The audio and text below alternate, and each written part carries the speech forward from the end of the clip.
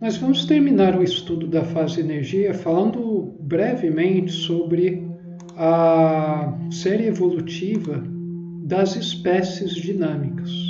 Em outras palavras, a gente vai falar das categorias de ondas energéticas, de energias que a gente conhece.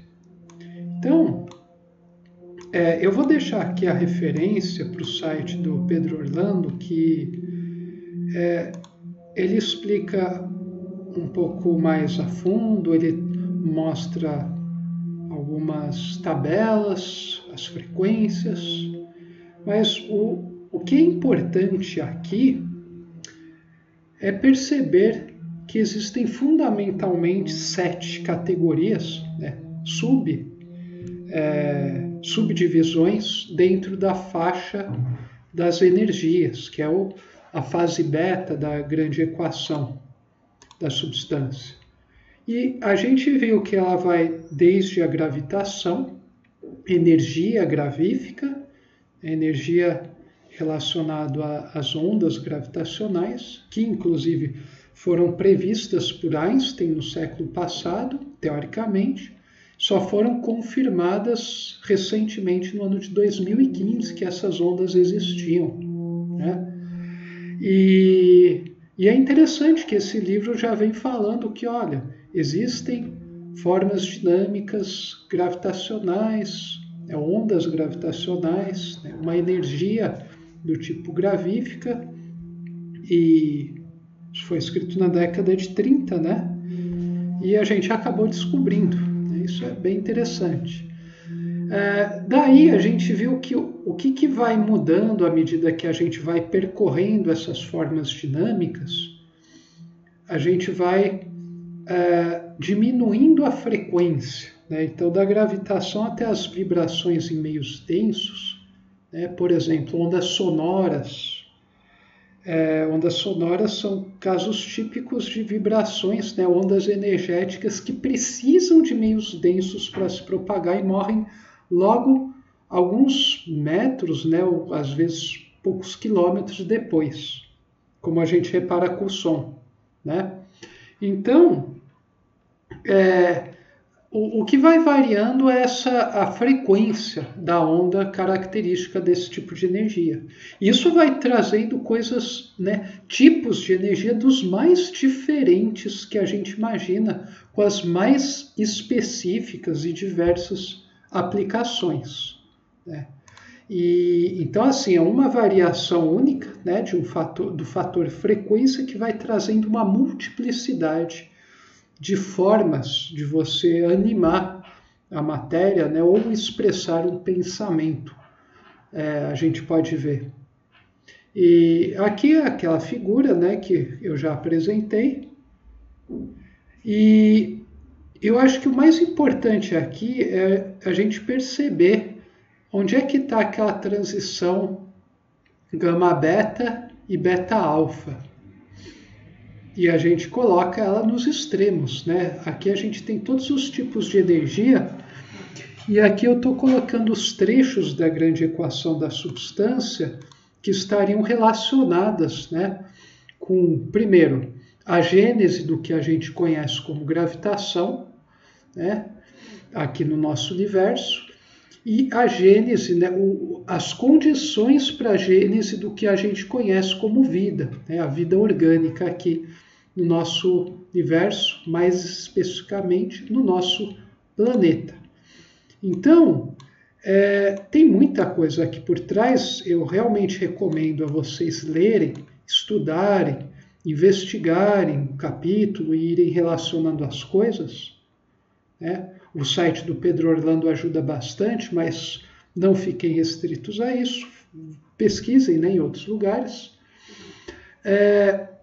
Mas é interessante, né, que assim, quando a sua voz fala na série evolutiva das espécies dinâmicas, ela está se referindo justamente a esse andar, né, o caminhar do 1 até o 7. Só que não é evolução no sentido que a gente entende, né, em termos humanos, nem mesmo os biólogos, os neodarwinistas, eles não entendem dessa forma, porque o conceito de evolução na obra de Ubaldi, ele se estende, né, da biologia para a matéria inorgânica e para as energias, como a gente está vendo, e também se estende para os domínios mentais, psíquicos, né, até culminar no espírito. Então a evolução perpassa todos os tipos de fenômenos, mesmo aqueles que a gente tipicamente acostumou a ver como que não evoluem. Então, uma pedra, né, um minério, ele não evolui segundo o que a gente entende por evolução. É óbvio que uma pedra, né, não tem livre-arbítrio, não tem responsabilidade, não tem inteligência na forma de exercitar, né, a sua liberdade, tudo mais, é óbvio. Mas isso não quer dizer que ela não tenha, né, dentro de si um certo fenômeno mais profundo, né, ocorrendo numa escala de tempo que a gente não consegue perceber e, portanto, a gente fala que a coisa é morta, né?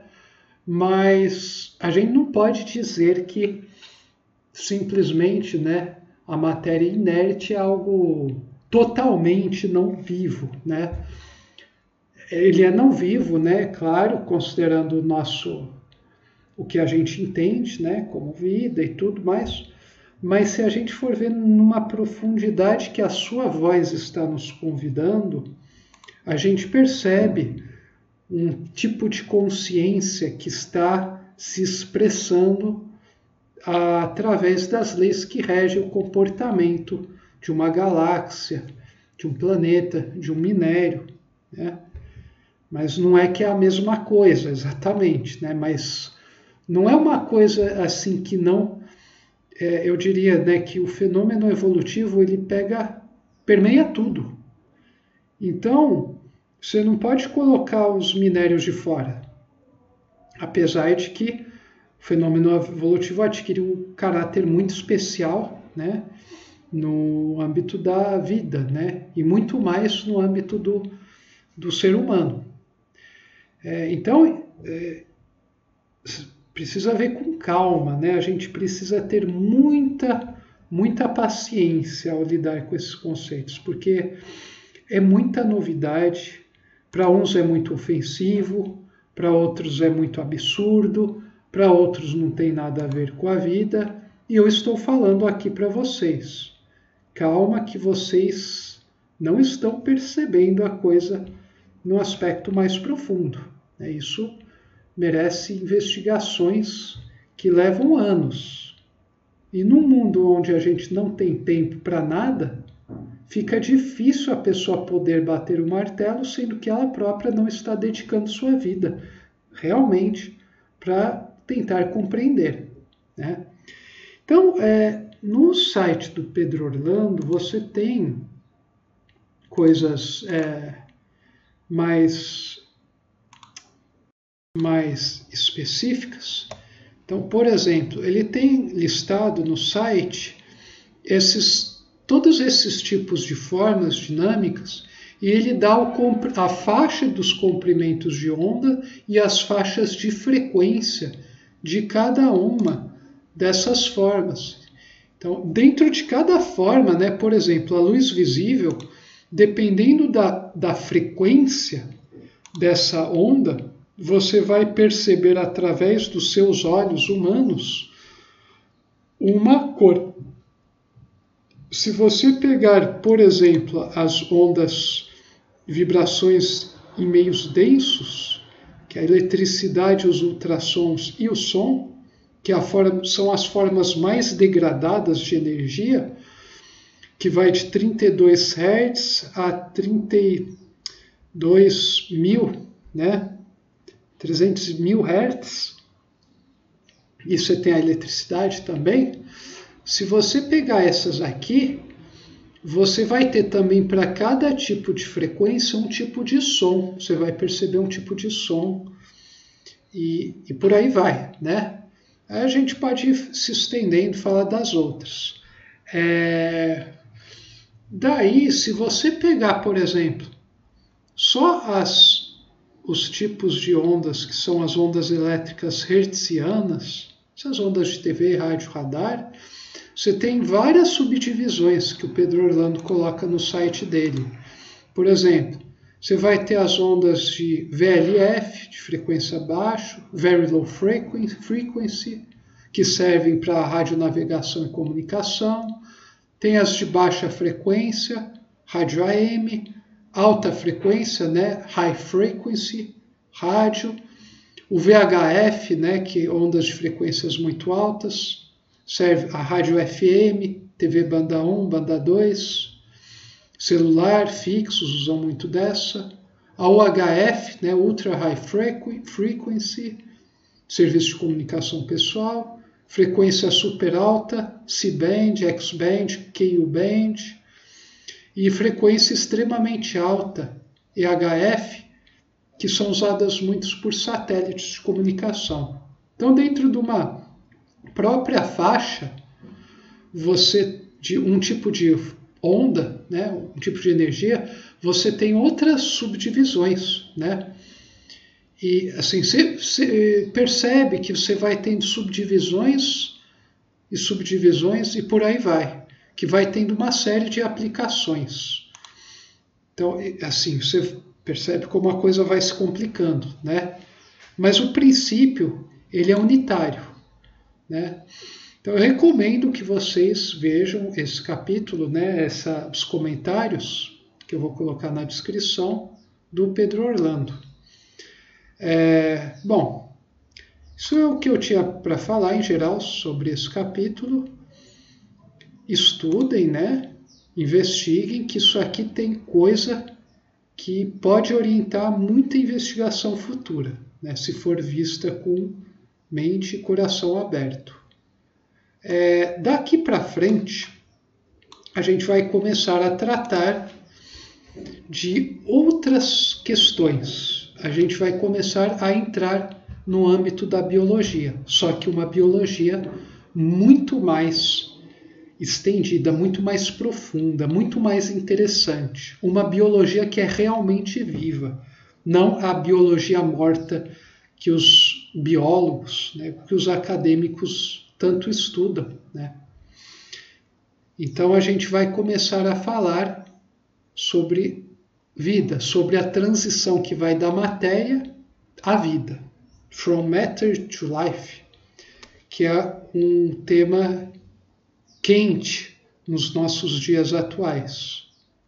E a grande síntese, né, a sua voz soluciona todos esses mistérios, esses enigmas em linhas gerais e oferece, né, para a ciência, para o cientista atual, para ele conseguir continuar progredindo. Então a gente vai começar a entrar agora em outro domínio.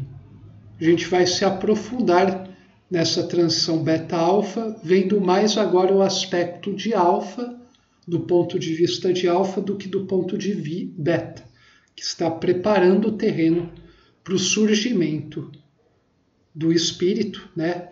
Ou melhor dizendo, para o surgimento do espírito encarnado no mundo material, para ele começar a agir com toda a sua força e levar todo o universo e todas as criaturas a uma ascensão num nível, num ritmo vertiginoso, para níveis mais altos. A gente se vê lá. Até a próxima.